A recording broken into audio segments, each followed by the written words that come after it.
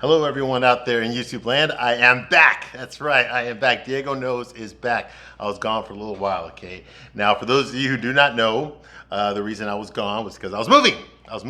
I no longer live in the place that I was living before. I now live in my palatial. Okay, it's not palatial, but it's good. It's good. It's better. Better than what I had, that's for sure.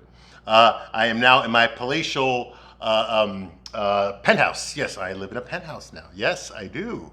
I live in a penthouse. I live in a penthouse. I moved on up, okay, to a deluxe apartment in the sky. Yes, I did. Okay, I'm in a penthouse now, okay, and maybe I'll do a video where I'll show you around it, okay. I've unpacked most of the stuff, but a couple of it I haven't. Anyway, the reason I'm back right now is because I left something unfinished. I did not finish my review Pretty Woman. That's right, Pretty Woman, that piece of shit hooker love story from was it 90? Yeah, it was 1990. Yeah, that piece of shit. Anyway, this is part 11. Yes, I've already done 10 videos, and we're only halfway through the movie. I am going to rip this fucking movie apart. This movie is a fucking abomination. It's not the worst chick flick I've ever seen. I ain't gonna lie and say it's the worst one. It's not, but it's not good either. Okay, the message is completely wrong. It's lollipop land, and I don't just mean like, oh, this could never happen. I mean, it's lollipop land in the sense that, okay, people don't act this way. Okay, not just the circumstances, the reactions of the characters in the movie. Realistically, they would not act this way. Okay, the hooker with a heart of gold. Come on, that's a trope. That's been done for decades. Okay, you got fucking Bruce Wayne without his Batman costume, falls in love with a street hooker. Are you out of your fucking mind? Am I supposed to take this seriously? This shit belongs to the fucking Sci-Fi Channel. This isn't a fucking rom-com genre. Okay, but apparently a lot of you women fell for it. I know because I was there when this movie came out. I was a teenager, and I remember mostly the middle-aged women. I remember how they all related to this movie. Oh my God, it's such a beautiful movie. It's like Cinderella. I mean, the movie itself references Cinderella. Okay, it's not fucking Cinderella. Okay, Cinderella catfished the prince. Okay, he thought she was like some sort of a debutante royalty heiress, and turned out to be basically a slave. Okay, no, this woman came up to him as a fucking street hooker. She never pretended to be anything else. Okay, he's the one that put these clothes put on her, you know, and took her out to nice places to eat and fucking and nice shows, okay?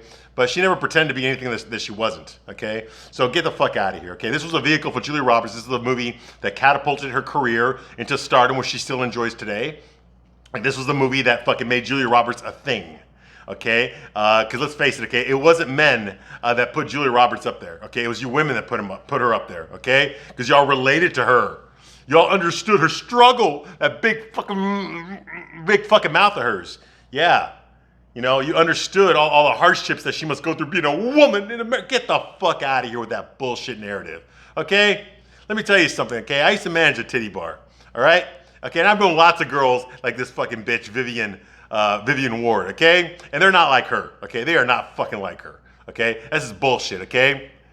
They've got diseases. They got fucking, they got baby daddies, they got tattoos, they got drug addictions, alcoholism, all sorts of fucking shit, okay? None of this bullshit, all right? Get the fuck out of here with that noise, all right? But anyway, this is a rom-com, so she's got to be pure of heart. And if there's going to be any sort of an asshole in this movie, it's got to be the guy. It can't be the girl. The girl's perfect. It's the guy that needs to fucking change. He needs to measure up to her. He needs to fucking be worthy of her. Yeah, you see this? Yeah, exactly. You want to know why guys didn't watch this fucking movie? That's why, ladies, okay? I already ruined it for you. There's the plot. Okay, anyway. I am Diego, and I give you a straight man's point of view. That's what I do here, okay? And I've already reviewed every fucking episode of Sex and the City. Every piece of shit episode of that crappy fucking sequel, and Just Like Crap. I already reviewed that piece of shit. And they are making a season 2. I reviewed all the Sex and the City movies, and then after that, I decided I was going to come after you chick flicks. You know why? Because nobody else is doing it. Come on, have you ever been on YouTube and looked for a review of a chick flick? Okay, what do y'all see? It's the same fucking shit. You see some woman, some overweight girl with glasses, or some gay guy, you know, or something, you know. And that's not me. Okay, that's not me. All right. Okay, I'm going to give you a straight man's point of view. All right. I'm going to give you what a normal straight with your boyfriend ain't going to tell you. What your husband ain't gonna tell you, what your dad ain't gonna tell you, I'm gonna fucking tell you. Because I got nothing to lose. And I got nothing to gain by lying to you, so I'm gonna tell you the truth. So if you want the truth, you're gonna get it here, straight up, baby, with no lube. No lube. All right? Can you handle it? No, I don't think you can handle it. You can't handle it. You can't handle the truth. Come on, you can't handle the truth. All right, anyway, let's get into the truth. This is part 11. Now, where we left off last time, when I lived at the other place, damn, it's been a week already. Where we left off last time is they had a fight, okay? And that was Richard Gere's character, Ed Lewis. Yeah, he had a fight with his hooker employee, Vivian Ward. Okay, and the reason they had a fight was because he bought her services for a week, and he took her to this polo game where a lot of his rich, snooty, upper class friends were going to be there. Well, they're not really. He has no friends. Okay, he has associates. Okay, where a lot of his associates were going to be there. Okay, including his attorney, played by Jason Alexander. Okay, as Philip Stuckey. Okay, the short little Jewish guy with glasses, bald. All right, and he's an asshole. Of course he is. And so she goes there. And she tries to mingle, and they kind of like blow her off because they're all jealous of her being with him because he's the most eligible bachelor in the whole fucking world, and he's with this girl, and they don't know who she is. At one point, Philip's wife, asks, hey, where'd you find her? He's like, I dialed 976 babe, whatever, that kind of thing, which he's not far off. Not far off. All right, but anyway, he thinks that, his lawyer, Jason Alexander's character, Philip Stuckey, thinks that maybe he sees Vivian talking to the guy whose grandfather owns the business they're going to do a hostile takeover of. Okay, they're going to buy up the company steal the company from them and sell it off. All right. Well, he sees her talking to him, so he thinks that maybe it's corporate espionage, which is realistically, yeah, that could happen. When there's billions of dollars involved, yeah, it's a possibility, absolutely. Okay, and so he questions Ed about it. He's like, who is this girl? Why is she talking to the guy that we're trying to steal his company? And she's up there talking to him. What do you think? Maybe she's feeding him all this information that you're giving her. Corporate espionage. Like industrial espionage is the thing. He's like, no, she's just a hooker. Okay, she's a hooker. I picked her up on Hollywood Boulevard, all right? Just a hooker. He's like, hooker. The only million I know is that he goes bargain basement for a piece of ass. and then he propositions her. So now she feels like because she's wearing like a $500,000 dress, summer dress with the hat, the black, the brown polka dot thing, and she looks very elegant, and all of a sudden here comes this slimy little fucking Jewish guy, and he propositions her. He goes like, hey, yeah, I know, it's a lot different here than it was in Hollywood Boulevard. Oh yeah, Ed told me everything. He told me you're a hooker. Yeah. Hey, by the way, once Ed goes back to New York, maybe you and I can, and she's like, okay. And then they leave, right? Now, she's an asshole to Ed the rest of the day. They get back to the hotel, okay? The Beverly Wilshire 5-star hotel. He's got the penthouse suite. Yeah, penthouse, hey. He's got the penthouse room, which is at the top of the building, and even though he's afraid of heights, he goes out to, when he goes out to the what do you call it, the porch out there, He's afraid, the deck out there, he's afraid to go too far because he's afraid of heights. He's afraid to look over the edge, okay? So it terrifies him, all right? So she asked him earlier in the movie, like, well, then why'd you get the penthouse suite if you're afraid to go outside? He's like, oh, because it's the best. It's the best, okay? So by being the best, it doesn't mean he's going to use it. It just means that he wants the best, just to say he's got the best. So anyway, they're in the penthouse there, and she's being a total bitch to him now. And they get into a fight because he reveals to her, well, she found out that he told everybody, not everybody, he told Philip that she's a prostitute. Okay, and now she feels demeaned. Yeah, okay, so sucking hundreds of cock every fucking night is not demeaning, but someone outing you to one of his rich friends, that's demeaning. Okay, message received. All right, so anyway, so she gets mad at him for revealing that she was a fucking hooker, okay? And she's like, if you're gonna tell everybody I'm a hooker, then you should just have me wear my hooker clothes over there. At least that way I'll be prepared. That way I can deal with it. That kind of bullshit, Anyway, so she threatens to leave. She says, I'm leaving, whatever. And she wants her money, even though she did not fulfill the entire week that he paid her for. So anyway, he drops the $3,000 that he owes her on the bed and walks away. And she does two things. Number one, she leaves the $3,000 there to show him that it was never about the money, because I guess she's developing feelings for him. Okay.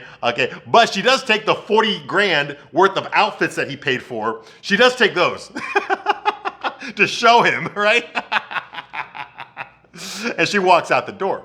Well, of course, in typical rom-com fashion, he chases her, because it can't be a rom-com without a chase. Someone's chasing somebody all the fucking time, and he chases her out there. Now, she's pouting in front of the elevator, waiting for the elevator to come up so she can take her fucking $40,000 worth of fucking clothes and the $500 outfit that she's wearing and take it back downstairs, okay? So fuck the $3,000. Well, he looks at the $3,000 there and thinks that, oh my gosh, she's not shallow at all. You know, yeah, right. And he chases her out there. And while she's waiting for the elevator, she's upset with him. Okay, he tells her, hey, you're a hooker. That's what you are. That's what he told her inside. And then he goes up there and he apologizes. Okay, now she pouts for the elevator and he goes up to her and he apologizes. He says, I'm sorry. I told him that, you know, he's my attorney. I've known him for 10 years. He thought you were an industrial spy, and that's why I told him the truth. And now I regret it. I should not have done it. And I'm sorry how that made you feel, you know, and basically sucking up to her ass. Okay, basically he did everything but fucking, you know, tell her to bend over and eat out her asshole. Okay, he basically did everything but that. All right. Now, what's going on here? This is a classic case of push and pull. Okay. Now, usually this stuff does work. Okay, and basically what you do is you show a lot of affection, and then you pull away and see if the other person chases after you. Okay, it's the push and pull effect. Okay, now this does work. Okay, it does work, but here's the part that they don't tell you in this movie: it works for guys. It doesn't work for women.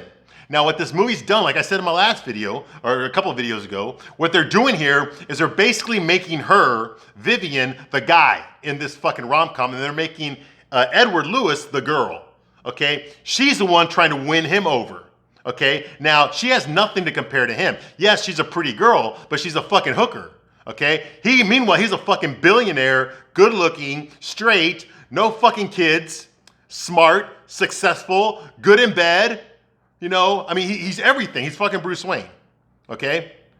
And she's none of these things, okay? So how does a girl like her win him over? Well, they switched over the rom-com script. Usually it's the average-looking guy who's trying, well, when it's a guy rom-com, which they don't make too many of, but when it is, it's the average-looking guy is trying to win over the super hot, beautiful 10.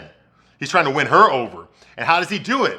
Well, he does it with his personality. He makes jokes. He says the right thing at the right time. He knows when to show up. You know, think something like fucking, oh God, you know, you get that guy, Pauly Shore. Remember him? He did a show. He did a movie like that where he's like the nerdy guy, but he wins over the hot girl. There's a million movies like this, okay? I can't think of any right now, but y'all know what I'm talking about. The average looking guy tries to win over the girl. Pitch Perfect. There's one right there.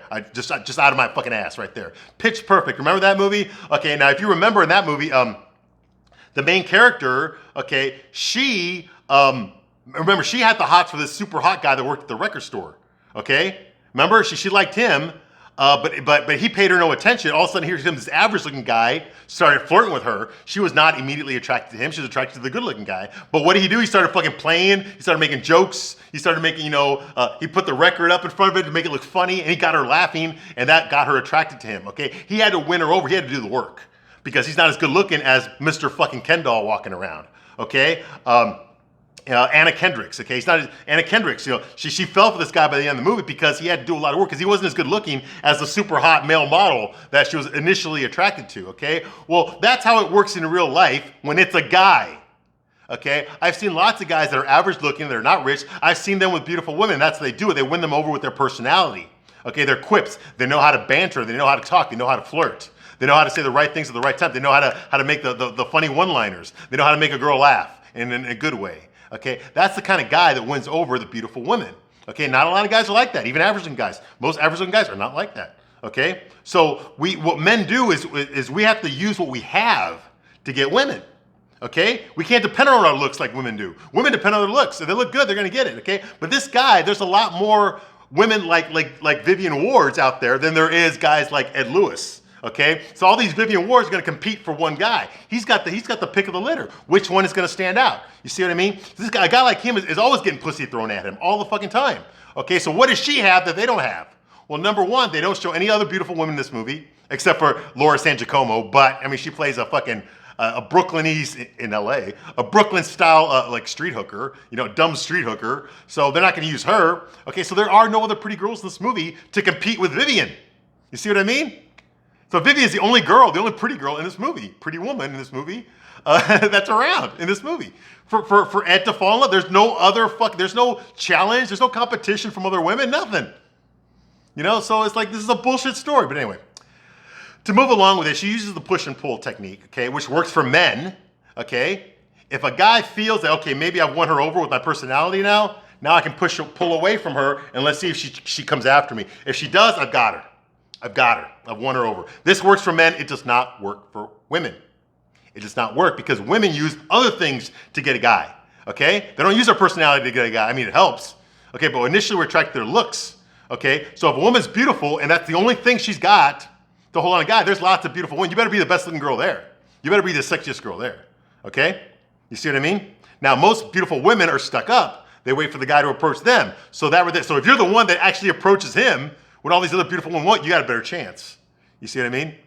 But if all the beautiful women are coming on to him, then you have no chance, okay, or a very, very small chance, okay? See what I mean? That's realistic, okay? Now Vivian, as beautiful as she is, okay, now Julia Roberts is a pretty girl. She's 22 when she made this movie. Okay, she's a pretty girl, okay? A girl like her has nothing to offer him, nothing at all. So she uses her personality to win him over. Her gumption, her spunk, her moxie, fly by the seat of my pants type of girl. That kind of thing. That's what she uses to win him over. Yeah, that's going to win him over. You know what's really going to win him over? A big pair of fucking titties. That's going to win him over, okay? Get a boob job, Vivian. That's going to win him over, okay? Not your fucking personality. But, we're in lollipop land here because this movie was written by a gay guy. Okay, so, just go with it. Just go with it, all right? Anyway, moving right along. So that's going on here. She uses the push and pull technique, okay? Ed apologizes to her. He says, I'm sorry. I wasn't prepared to answer questions about us. It was stupid and cruel. I did not mean it. I don't want you to go. Why? Because I saw you talking to David Morse. Now, David Morse is the guy whose company he's trying to take over, trying to steal away from, okay? That's why he's in town. He's basically going to take over the company and sell it off. I saw you talking to David Morse, and I didn't like it. We were just talking. He's like, I didn't like it. Okay, now here's some bullshit right here. Okay, first of all, bullshit flag right here. Okay, this guy, Edward, knows that she's a prostitute. It's not a secret.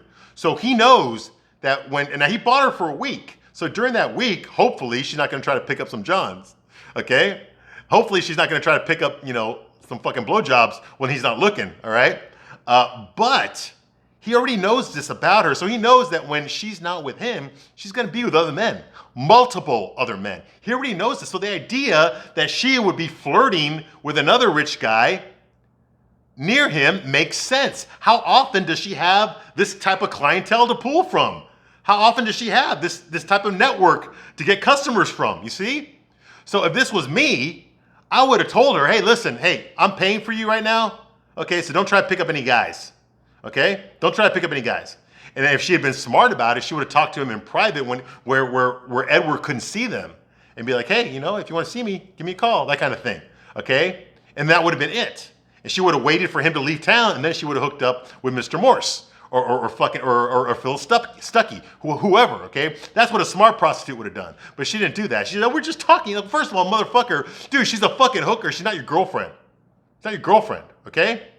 He's over here talking about how he didn't like it. All he needs to tell her, what a normal guy would have told her was, hey, listen, don't talk to other guys when I'm paying you. Okay, when you're with me, don't talk to other guys. Okay, when I leave, when I fly back to New York, talk to whoever the hell you want. Okay, but right now I'm paying you per day. Okay, don't talk to other guys. Don't proposition the guys. Okay, that's what I would have said. But he's like, I saw you talking to that guy and I didn't like it. I didn't like it. Get the fuck out of here with that bullshit. Come on, Ripley, don't believe that shit.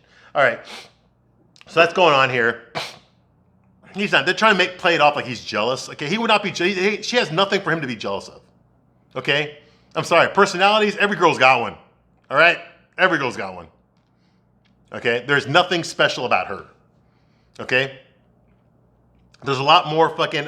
If you were to do a pros and cons list on this girl for a man like him, okay, there'd be a lot more cons than there is pros. Okay, sorry, but it's true. All right, that's the way guys think. Okay, we don't think with our feelings. We think with our minds. Okay, what's the best looking girl? And then we start going into, okay, well, what qualities does she have? Okay, we put girls in two categories, the Madonna whore complex. It's true though. It's true, but you feminists make it out to be a bad thing. No, Madonna doesn't mean you're virgin and chaste. No, it just means a good girl. Okay, whore means, well, exactly whore. Which one do you think Vivian Ward is? Exactly, the whore. Now, that does not mean that you need to disrespect her, but it does mean that you need to see her for what she is and make your decisions accordingly. Okay? I'm sorry, but it's a fucking billionaire Bruce Wayne is not gonna fall in love with a fucking whore. He's not. Not with any brains. Now I know you see it all the time, but look at the guys that do fall in love with these girls. Okay, they're all like in their fucking 60s and shit. They can't even get it up anymore. Okay, they just want the attention. They just want they want a hot girl to fucking think of fucking Anna Nicole Smith. You know, she married the fucking 85-year-old billionaire in a wheelchair. Okay. Do you think it was for fucking sex? Do you think she was in love? No. What do you think he did it? He did it because he just wanted some hot girl to be with him for the final years of his life. You know, that's what you get, okay? So the guy like him wouldn't be with her. You know, it's like he's got nothing to gain by being with a girl like this. Nothing at all. This movie's trying to make you think that, oh, he's opening up, he's learning how to love. Bull fucking shit. Get the fuck out of here. He can learn how to love with a woman who's not a fucking hooker. All right. So that's going on here. She decides to say, she changes her mind. She goes back inside. You hurt me. Don't ever do it again. Yeah, fuck you. Fuck you. You bitch. Anyway, there's this girl dictating terms to him. Are you out of your fucking mind? You work for him. You work for him. All right. So they end up having some pillow talk after sex, okay? And we learn a little bit more about her, okay? She explains her situation to him. They're basically facing each other in the pillow. You know, it's the ceiling shot looking down. You know, okay. And she tells him, you know, he's on the left side, she's on the right side.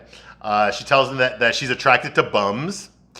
Yeah, no shit. You know why you're attracted to bums? Because you fucked over all the nice guys, the guys that loved you, that would have cared about you, that would have been faithful to you, that would have provided for you. You know, that would have treated you the way you want to be treated. Okay, you fucked those guys over so you could be with a guy who treated like shit, but he had a big dick and he fucked you a very good amount of times. That's what happened. That's what fucking happened, all right? And you fell for those guys. Okay, so, yeah, so she's attracted to bums, all right? Guys, these are guys that turn her on. Okay, but end up leaving her. No fucking shit. Okay, you really think that guys that can do that to you? You think you're the only girl that they're gonna do that to? Are you out of your fucking mind? Of course you are. Of course you are. Because romance only applies when it's the guy you really want. Okay, when it's the average guy, it doesn't apply. All right. So that's what's going on here. Okay. You know, so she's attracted to bums. Okay, and they leave her in the end. They end up leaving her at the end. Okay, well, it's a good thing she learned her lesson from that, right? Yeah.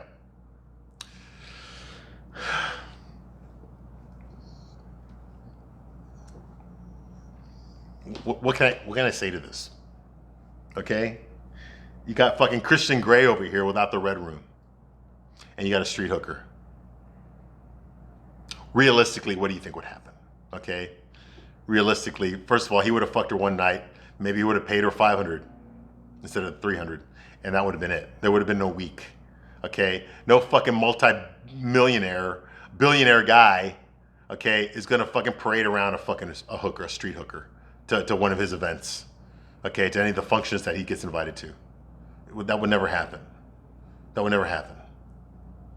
All right. Anyway, we're in Lollipop Land. Okay, a gay guy wrote this movie. All right, so she says she attracted bums. They end up leaving her. She followed a bum to L.A. and she got stuck in L.A. She got stuck here. She worked fast food for a while, but she didn't make enough money doing that. Flipping burgers wasn't enough money. And then she met Kit. That's her friend. That's her prostitute friend that she lives with in a sleazy hotel. That's her drug-addicted prostitute friend that she lives with. And that's the one that showed her the ropes. She glamorized prostitution like it was something that was fun and exciting. You can make a lot of money doing it, you know.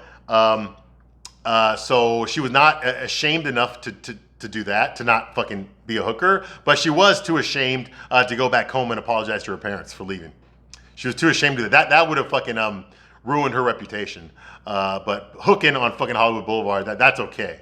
She's not ashamed of that. That's good money. All right. So that, I guess, on one hand, she can go back home and say, hey, Mom, things didn't work out with that guy. I fucked it up. I'm sorry I left the way I did. Or on the other hand, she could, just get fucking, butt fucked it to oblivion for money. Which one would you choose? Well, yeah, I know which one I choose. Exactly. Get butt fucked to oblivion. That's what she chose. All right. Well, so she said she ended up getting some regular. Of course she got some regulars, She ended up getting some regulars, and she says that she started making money, a little bit of money. She started getting her regulars. And she said, it wasn't my childhood dream or anything to be a prostitute. And Ed's like, Vivian, you could be so much more. Well, no fucking shit, asshole. Everyone can be so much more. You can be so much more. I can be so much more. All of us can be so much more. Okay? It doesn't mean we do it. Doesn't mean we all do it. You know? What can she has no fucking education. She dropped out of the 11th grade. What can she do?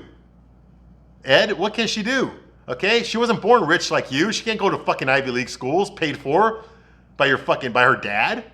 What is she gonna fucking do? What she needs to do is go back home, finish high school, go to college, get a real job, settle down, have a family. That's what she needs to do, you know? But no, she wants to fucking, turn tricks. It's her choice. No one made her do it. Me personally, I would have taken the L. I would have gone back home. But hey, this movie was written by a gay guy. So he tells her that, that she can be so much. Well, you know what? Everybody can be so much more, Ed. Every fucking hooker out there can be so much more than what they're doing. Okay? But there's a reason they ended up doing what they do. Okay? And it's not because anyone forced them into it. All right? So come on. How's that for feminism? You make your own choices in life. Okay? And deal with your own consequences. All right. So Vivian says well, people start to put you down if you start to believe. It's like, you know what, Vivian? I think you're very bright. How? How's she bright? She's a street hooker. Very bright and a very special woman. Well, you can say that about every woman out there. Every woman is special in her own way. So I don't understand how this is all fucking supposed to make her feel better. There's the bad stuff is easier to believe. You ever notice that? Okay, so now we got some self-esteem issues. Okay, so obviously Vivian has a lot of low self-esteem. So she feels she cannot do better for herself, and that's why she stays there. Okay, I don't buy that at all. Okay, just the way that she demands respect from him, okay, at functions, even in a private time, means that she has a sense of self-respect. Okay, like she said earlier, she said I decide who. Okay, well, if you're that type of a person, you would also decide not to fucking hook. Okay, if you're that type of person, you would decide not to fucking hook. Okay, you're not addicted to drugs. You don't fucking drink. So what the fuck? I mean, you drink a little bit, but not enough to get drunk. So what the fuck?